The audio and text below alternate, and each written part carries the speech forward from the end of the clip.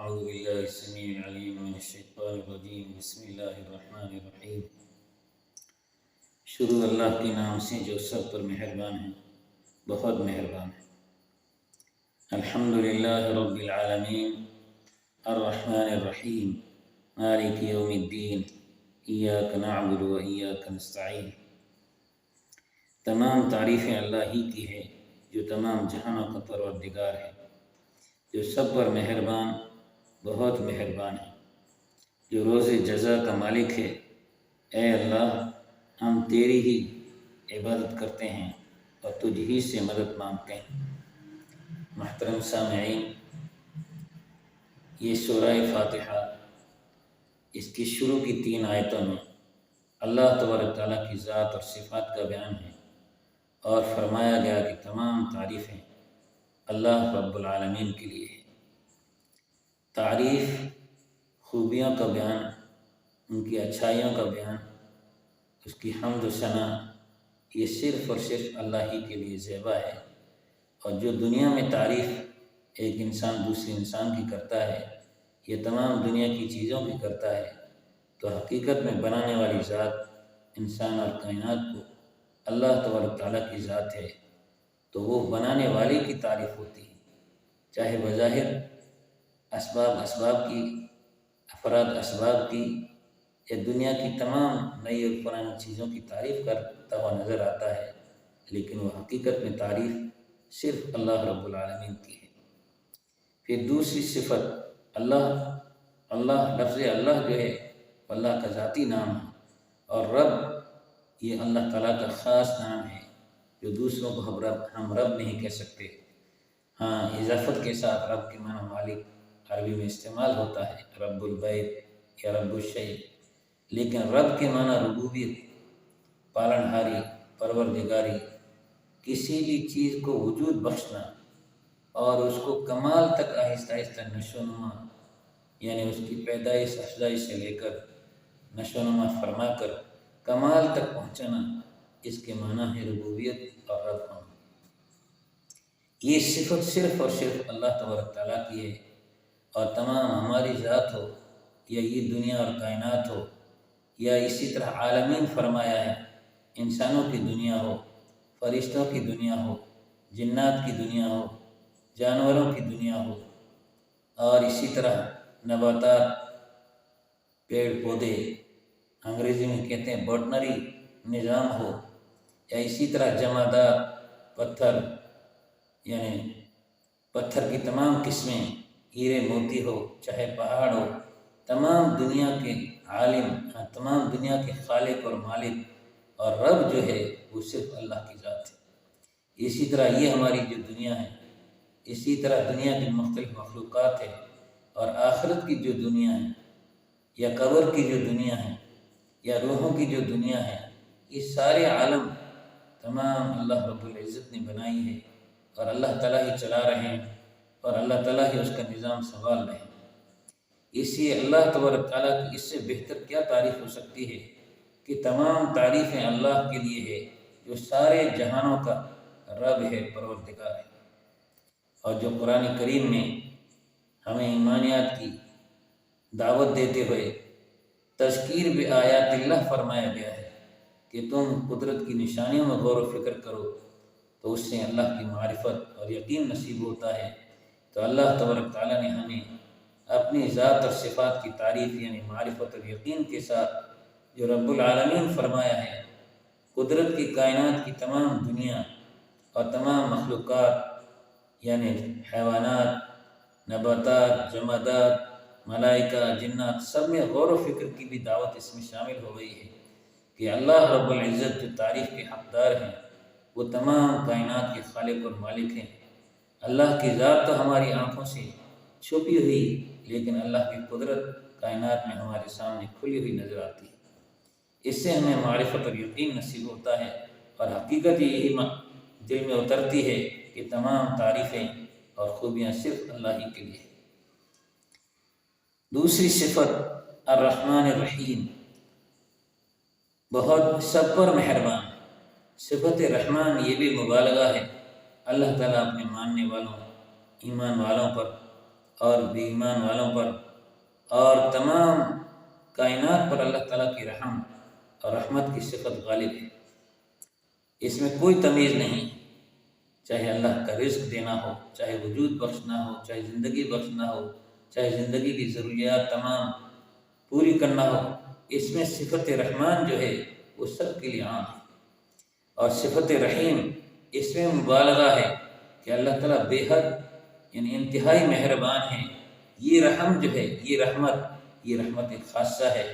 اور بہت بڑی رحمت ہے، لیکن یہ مومنوں کے لیے آخرت میں خاص ہے۔ صرف مومنوں کے لیے آخرت میں رحمت ملے گی، اور جو جنت اللہ کی رحمت کا آخری اور انتہائی مظہر ہے، وہ جنت ملے گی، وہ صرف اور صرف ایمان والوں کو ملے گی۔ اسی بے حد رحم کرنے والے یا بہت مہربان، یہ صفت رحیم جو ہے یہ مومنوں سے تعلق رکھتی ہے، اور یہ دونوں صفات کمال صفات ہیں اللہ رب العزت کی۔ اور اللہ تبارک تعالیٰ نے قرآن کریم میں فرمایا ہے کہ میں نے اپنی ذات پر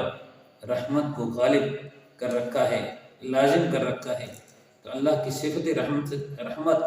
اللہ کے کائنات کے نظام چلانے میں عام طور اور تمام مخلوقات پر غالب ہے۔ مالک یوم الدین، تیسری صفت بدلے کے دن کا مالک ہے، یعنی روز جزا، حشر کا دن، جس کو قیامت کا دن بھی بولتے ہیں، یعنی جزا اور سزا جس میں سنائی جائے گی۔ اچھے ایمان اور اچھے اعمال کے بدلے میں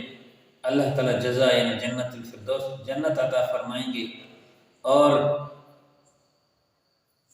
بے ایمانی اور بدعمالیوں کی بنیاد پر جو سزا سنائیں گے اور سزا دیں گے وہ بھڑکتی ہوئی دوزخ ہے۔ ان دونوں کو سمیٹ کر اللہ تبارک تعالیٰ نے یوم الدین یعنی بدلے کا دن، حشر کا دن، جزا اور سزا کا دن، اس کا بیان فرمایا ہے۔ یہ آخرت کے یقین کی دعوت دیتے ہوئے اللہ تعالیٰ اپنی صفت بیان فرما رہے ہیں کہ مالک یوم الدین، بدلے کے دن کا مالک یعنی بادشاہ اللہ تبارک تعالیٰ کی ذات ہے۔ تو اللہ تبارک تعالیٰ دنیا اور کائنات کا بھی مالک ہے، لیکن آخرت اور حشر کے دن کے مالک میں کیا فرق ہے؟ یہاں ہمیں اللہ تبارک تعالیٰ نے کائنات میں بسانے میں، بنانے میں، چلانے میں تمام کی تمام ملکیت اور ملوکیت یعنی بادشاہت صرف اللہ کی ہے، لیکن اس دنیا میں ہمیں جو کچھ اختیار دیا گیا ہے، ان اختیارات کے سبب سے ہمیں شریعت کا اور دین کا مکلف بنایا گیا ہے۔ یہ اختیارات چاہے ہاتھ سے کام کرنے والے، ہاتھ چلا کر کے ہو، پیروں سے چلنے کا ہو، چاہے دل دماغ اور تمام اپنی باڈی سے کام کرنے کا ہو، یہ تمام اختیارات ہمیں اس دنیا میں جو ملے ہیں، یہ کسب یعنی محنت کے لیے ہمیں ملے ہیں۔ اسی میں ہمیں ایمان اور اعمال اور اخلاق کی پریکشا اور امتحان ہے، لیکن آخرت میں یہ اختیارات جو ہمیں دیے گئے ہیں یہ بھی حشر کے دن میں نہیں رہیں گے۔ چاہے وہ پیدائشی لحاظ سے بہت طاقتور انسان ہوں گے، قد آدم ان کو حاصل ہوگا، لیکن حشر کے دن، قیامت کے دن، حساب کتاب کے وقت میں کوئی زبان نہیں کھول سکتا، کوئی آگے پیچھے نہیں ہو سکتا، کوئی چھپ نہیں سکتا۔ تمام اختیارات جو دنیا میں ابھی ملے ہوئے، یہ اختیارات اس وقت ہمیں حاصل نہیں رہیں گے۔ اسی اللہ تبارک تعالیٰ نے اپنی شان اور صفت بیان فرمائی، مالک یوم الدین، بدلے کے دن کا مالک اور بادشاہ اللہ تعالیٰ ہے۔ اور یوم کے معنی دن کے ہیں، اور یہاں دین کے معنی بدلہ یعنی حشر کا دن ہے، آخرت کا دن ہے۔ اسلام کا پہلا بنیادی عقیدہ اللہ کی ذات اور صفات کا یقین ہے، اور دوسرا بنیادی عقیدہ موت اور آخرت یعنی جنت اور دوزخ، جزا اور سزا کا یقین۔ یہ دونوں ارشاد فرما دیے۔ یہ 3 آیتوں میں اللہ تعالیٰ نے اپنی ذات اور صفات کو بیان فرمایا ہے۔ پھر چوتھی آیت میں ایاک نعبد و ایاک نستعین، ہم تیری ہی عبادت کرتے ہیں اور تجھ ہی سے مدد مانگتے ہیں۔ اس میں اللہ تبارک تعالیٰ کا جو حق بندوں پر ہے عبادت کا، اس کا بیان ہے۔ اس کے ساتھ ساتھ اس میں توحید کا بہت بڑا سبق ہے کہ اللہ ہم تیری ہی ذات اور صفات پر یقین رکھتے ہیں، اور تیری ہی عبادت کرتے ہیں، کسی غیر کی عبادت، غیر اللہ کی ہم عبادت نہیں کرتے۔ اس میں توحید کا بہت بڑا سبق ہے، اور غیر اللہ میں چاہے بدھ کی پوجا ہو، مورتی پوجا ہو، چاہے کوئی شخص اور شخصیت ہو، چاہے نیک بندے ہوں چاہے برے بندے ہوں، تمام غیر اللہ کی عبادت کا انکار کر دیا گیا ہے، اور صرف اللہ کی عبادت کا اقرار اور عہد لیا گیا ہے۔ اور دوسرا ایاک نستعین، اب یہ دعا کا طریقہ بھی بتا رہے ہیں اللہ تعالیٰ آگے، اور دعا کے لیے 3 آخری آیتیں ہیں، لیکن یہاں سے تمہید قائم ہو رہی ہے، اور اس میں بھی توحید کے ساتھ ہم تجھ ہی سے مدد مانگتے ہیں۔ استعانت اور مدد بھی صرف اور صرف اللہ سے ہے۔ غیر اللہ سے مدد مانگنا اسباب کے لحاظ سے کہ یہاں اللہ تعالیٰ نے اسباب کی دنیا بنائی ہے، لیکن اس میں اسباب کا استعمال مادیت کے لحاظ سے استعمال کرنا اور ایک دوسرے کو اس میں ذریعہ اور سبب کے طور پر استعمال کرنا، یہ استعانت کے خلاف نہیں۔ یہ اس میں ہم یقین رکھتے ہیں کہ تمام اسباب کو بنانے والے مسبب الاسباب اللہ کی ذات ہے، اور اس میں تاثیر اثر ڈالنے والے وہ بھی اللہ کی ذات ہے۔ تمام اسباب میں جو تاثیر ہے، آگ سے جلایا جاتا ہے، پانی سے بجھایا جاتا ہے،